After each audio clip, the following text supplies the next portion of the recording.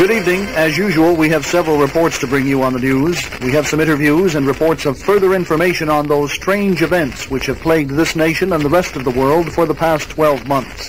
Things may not be back to normal yet as a result of those events. However, the public seems to have adapted, and the bizarre has become commonplace. In the nation's capital, various reactions have been expressed, none of them official.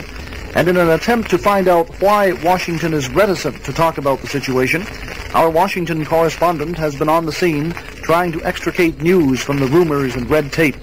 We take you now to our Washington correspondent for this interview with one of the Midwestern senators. Thank you. I'm on the street in front of the Capitol building here in Washington. There seems to be another in a series of meetings just adjourned. I'm speaking with one of our Midwestern senators who has just come from the Capitol.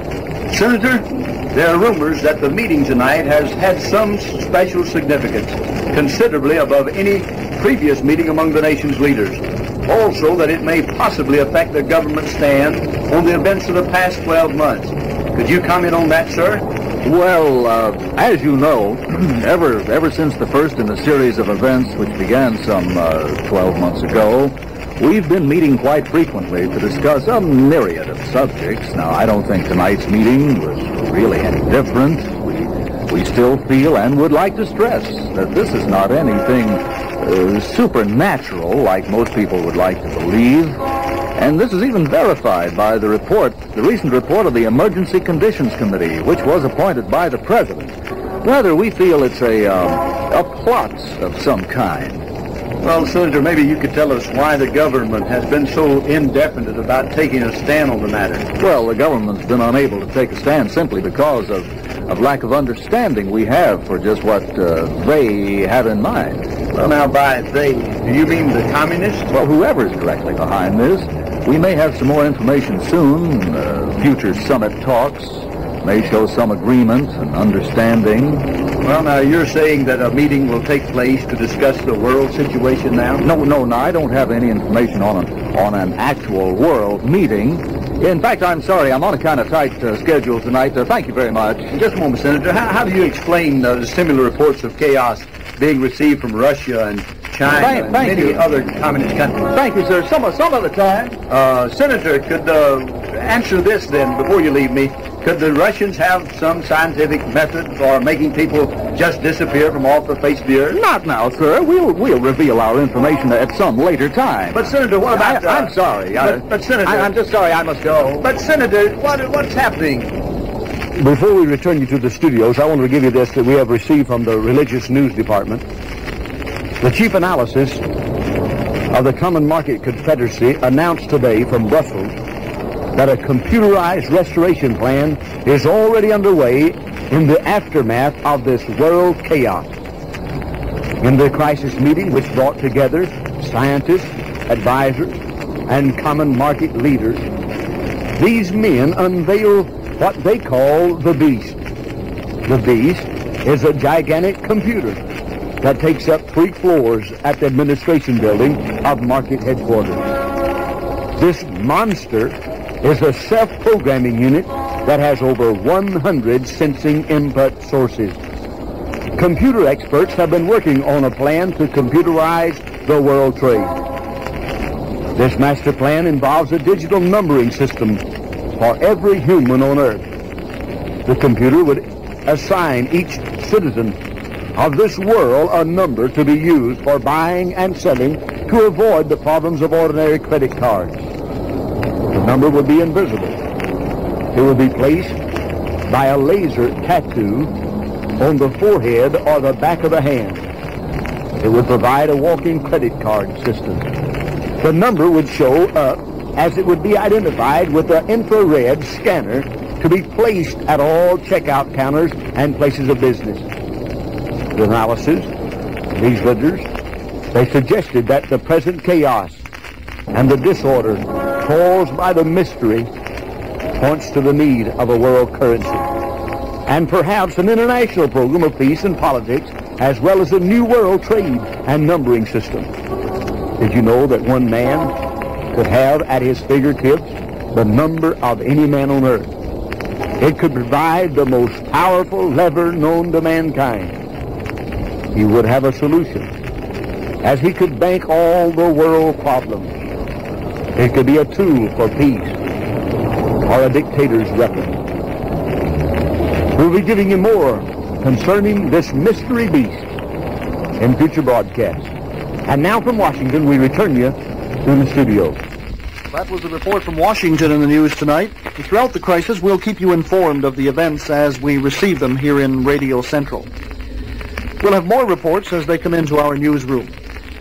We promised you a special report with Dr. Kruer Ventheim of the European Astrophysics Laboratory in Dulce, Germany. I think we're about ready with that report, so go ahead, overseas. Here at the European Astrophysics Laboratory in the quaint town of Dulce, Germany, scientists for nearly the past 18 months have been witnessing some of the strangest celestial events ever witnessed by the human eye. Here to tell us about some of these events is Dr. Kruer Ventheim, director of the Institute.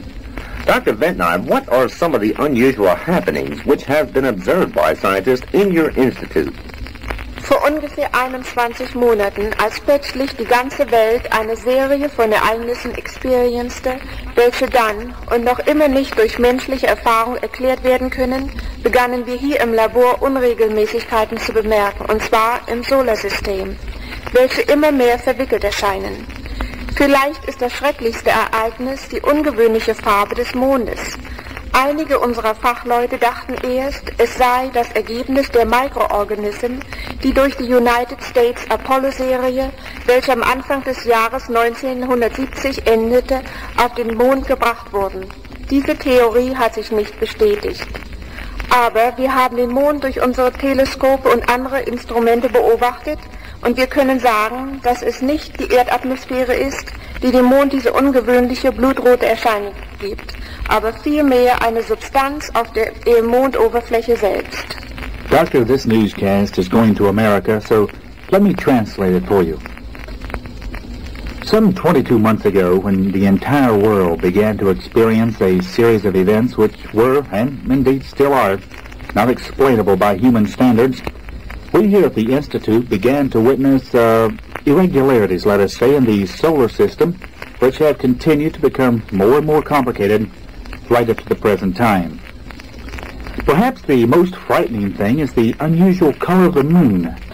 Some of our scientists thought initially that it was a result of a particular microorganism carried to the moon by the United States Apollo series, which ended in the early 1970s. This theory has since been disproved, however. We've been watching the moon through our telescopes and other equipment here at the laboratory, and all we can say is that it is not the Earth's atmosphere that is giving this unusual reddish appearance to the moon, but rather a substance on the surface of the moon itself. Dr. Ventheim, there are some good old documents of the religious sect called Christians, which mention the moon turning to blood. Is this a possibility? Ich kenne diese Dokumente nicht. Und auch gebe ich solche Erzählungen keine Aufmerksamkeit, da sie meistens nur die Grundlage für ungesunde Gerüchte geben. Natürlich will die Religion immer ihren Beitrag mit einigen amüsanten Geschichten geben. Aber die Wirklichkeit ist, es gibt keine wissenschaftliche Grundlage für solch eine Theorie.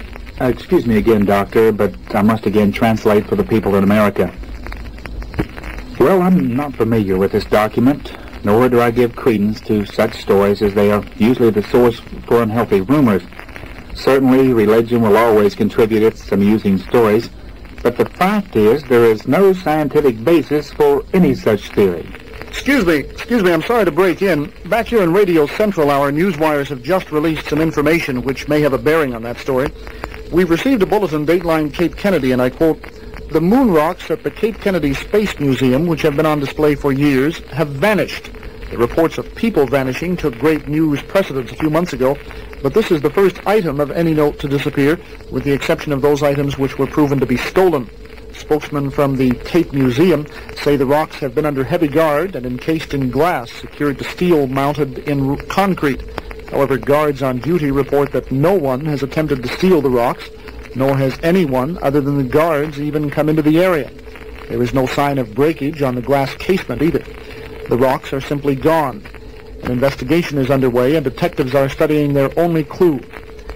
Just a moment, I've just been handed this latest release on the moon rocks. They're speculating now where the rocks were encased. There are substances of pure blood. That's right. The report is given that on the surface where the rocks were are now pools of blood. More on that as the news breaks, as we receive it here at Radio Central. Seems as if we are receiving some unusual reports from all over the world. Here's a report from Tangier, Morocco, in North Africa. Hundreds who were attending a world conference at the entrance to the Mediterranean Sea have noticed a monstrous type animal in the water. The unusual thing they report is a large whale-sized creature with 7 heads. Well, if 2 heads are better than 1, well, anyway, this thing with 7 heads may be just what we're looking for. We interrupt our regular programming for this late item. Government officials announced just moments ago that they had voted to cooperate with federal officials in complying with the Equalization Alliance to mediate economy. This would require all citizens of this community to receive an identifying mark within 36 hours from 12 midnight tonight. Facilities are being set up at the present time at all local post office branches. You will be given the option of receiving this mark either on the back of your right hand or on your forehead. Let me repeat, you must receive this mark within 36 hours from midnight tonight. Now, with more information, here is our reporter downtown at City Hall. About a year ago, a man from the Far East stunned the world with his intellectual prowess. First by becoming the world's first chess player to be completely undefeated. In chess games, with chess masters and even computerized games, he never lost a single match. Later, he offered complex chemical formulas which are currently being used in the cure of cancer. Study of this amazing personality placed the man in a separate biological category. The most recent suggestion that he has made, and the one adopted by our government as well as many other major metropolitan areas of the world, has been termed the Equalization Alliance to mediate economy. This is an agreement by all the world leaders to issue identifying marks to all people, to be used as a pledge system among individuals and businesses, thereby deleting any and all currency used in transactions. This theoretically would curb the economic upheaval experienced during the past 5 years.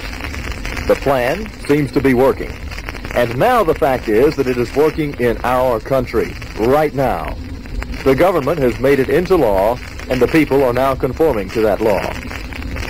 The number has been readily accepted by all the powers of government and is commonly called 666. In order to buy or sell any item, 666 must be displayed by the purchaser. Here at City Hall, officials are excited about the plan, and its success has already been witnessed in many other parts of the world. Maybe there is hope for us yet. This is Stan Jeffries, downtown. Good evening. In the headlines tonight, international reaction to the marking system continues favorable. In Washington, the Vice President has flown to join the President's International Summit meeting. Army advisors have sent more men into the state to assist National Guardsmen, many of whom continue to desert. This item just in on the local scene, a fatal shooting in the city today claimed the life of a woman. Here is that report. I'm at the public quick mark on North Main Street. The shooting took place about 30 minutes ago. I'm talking with the store owner who shot the victim. Sir, could you explain the incident, please? Well, it's really simple. This woman came in and tried to purchase some food for her baby. When she came to the checkout, she didn't have any mark on her child's hand or her forehead. Well, did the lady have a mark or a tattoo? Yeah, she did, but the child didn't. I told her the law required everyone must have a mark. I mean, why should the kid not get it? Should she get by? Everyone in my family had to have the mark. Why not her? Well, anyway, she got real mad and upset, and she began screaming. She had to have milk for her baby and everything, crying, saying something about not wanting her kid to bear any mark. Well, the law is the law, I told her, so she started hitting me, and then she grabbed the milk and pushed me back against the counter and ran for the door. I reached under the counter for my pistol, and I yelled for her to stop. When she didn't stop, I shot. I'm sorry, but the law is the law. Okay, sir, thank you. Also with me is the police chief. Chief, what action will your department take in this tragedy? Well, the man didn't do anything wrong. Actually, I wish more citizens were civic-minded. It sure would make my job a lot easier. The family's a little upset, but they'll get over it. Thank you, Chief. Now back to News Central. The recently announced marking system has caused quite a stir in the past 10 days. Never in our history has there been a mandatory classification system requiring what amounts to a tattoo on all citizens.